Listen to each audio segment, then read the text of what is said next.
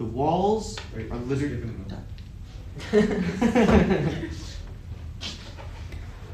The walls are littered with dust, a blanket that covers every book and trophy that once represented this town. The air feels stale and dry, the smell of dust and candle wax choking every breath, as something else filters through your body, something darker, though you can't quite put your finger on it. Before you is a desk, richly carved and yet grim and gray, littered with papers of all sorts. A candle sits on the desk, lighting the room in a cold, reddish light. The floor too is littered with papers that at a glance seem to be letters from various people. Behind the desk stands a man about 50 years of age and slightly tight around the belt. He is richly decorated with a golden monocle, though the glamour of his clothes is lost in the grief on his face. His eyes show concern like that of a grandfather.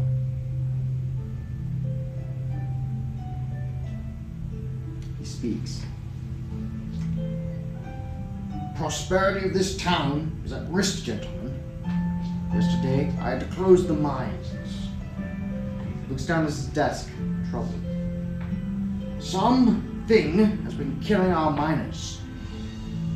As you know, that mine is our lifeblood. We cannot lose it again. He looks up at you with a very cold, hard stare. I don't care what pit of hell it crawled from. Whatever it is, get rid of it. Or let some beast challenge our prosperity.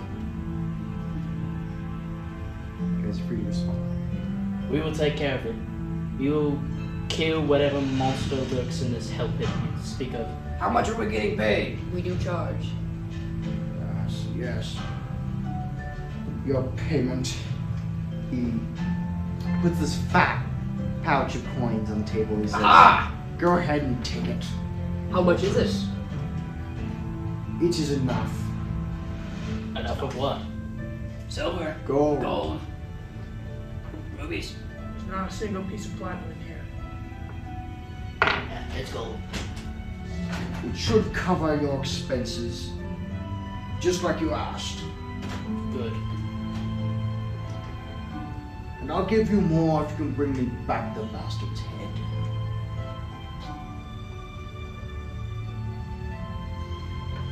and with that, he kind of a wave of his hand, ushers you out of the room. As you exit the building, the sky seems dark, though it is only a few hours after midday. The ground is dim and dark. Clouds block out the sun, and a light wind blows, as thunder sounds in the distance, like a great horn warning of an onslaught. The storm is coming. It is. We should definitely head to the mines as quickly as we can. We cannot have this rain while we travel back. Lead us down this path. I say we rest first. We cannot rest. We must go straight to the mines. It's urgent. Very urgent. You always want to sleep. We must get paid as soon as we can. Get to the mines. The darkness inside the mines is almost crushing, and the air seems to suffocate you. The narrow tunnels only allow for 2 people to walk shoulder to shoulder, and so far all you've found are shadows and eerie quiet. No signs of any beast or fiend. You guys are walking down these very cramped mine shafts. It's too dark. I don't like it. We've got tinder boxes. Somebody light a torch. I shall toss one in front of us. As you toss your torch in front of you, out of the darkness, suddenly illuminated by the light, is something strange. A silhouette of a human is imprinted on the ground, made of the same crystal you've seen being brought into the village by the miners. Your skin shudders looking at it, and it sends chills through your bones. Something about the crystals, though, draws you nearer. It's very strange. Most peculiar. What is I this? want all you guys to make Constitution saves. Okay, that's right.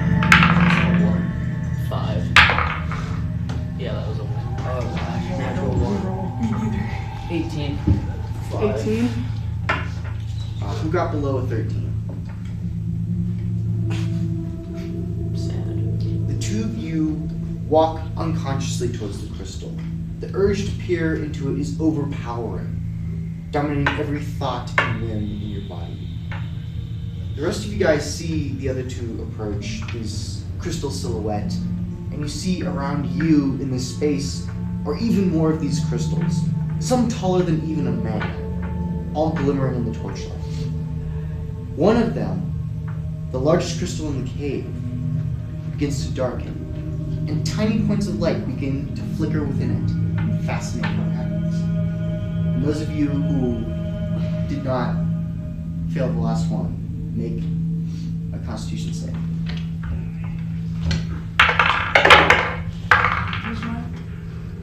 What is mine? 2. You're a 9. You're 5. You're 9. And you got 19. Which of you got below a 12? Oh man. Okay, the two of you failed. You approach the crystal as if nothing else matters, completely enthralled by the sparkling patterns appearing in it. As you get within mere feet from the crystal, you see something curious. 2 orbs of blue light appear in the crystals, almost like eyes. The one person who did not fail. You avoid your eyes, shaking off the feeling of enthrallment. Dazed, you look back up at the crystal. It appears to have returned to normal, and the effects it have faded. However, the sense of dread has now worsened. For 2 of the people with you disappeared. Those who had been looking at this large crystal. And the 2 of you who were looking at the silhouette, as you kneel before this crystal silhouette, completely enthralled by the crystal, you watch as it darkens, and tiny sparkles of light dance across it, making it even more fascinating. As your mind is consumed by the details of the crystal, your torch goes out, and darkness overcomes you.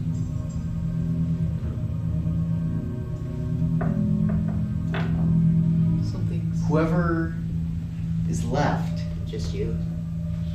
you're alone in this room now. I whisper to myself, something's wrong with this. Where are we? I look around and I notice that there's nobody around me, right? Yeah. And I'm freaked out. I don't know what's going on. As you look around, before you, another crystal darkens. This time you see the light of your torch, the flame seems to veer away from it. And the shadows seem to close in upon it like a lion on the hunt around you. You can see silhouettes of your comrades suddenly begin to grow crystals all around you. You see them slowly growing from the ground where your comrades once stood. And then, from the center of the crystal, a pair of blue points of light appear, staring directly at you. I take a step back, I look away. I don't want anything to do with this. As you step back, they seem to glow brighter, and then your torch goes out. Silence once again descends upon the minds.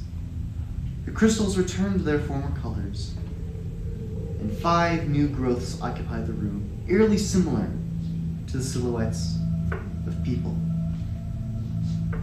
As the last torch dies, the minds are once again cast into darkness, waiting to devour more hapless travelers.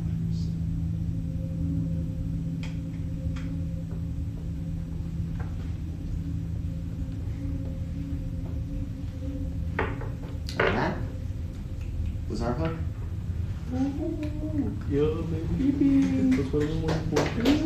We just die?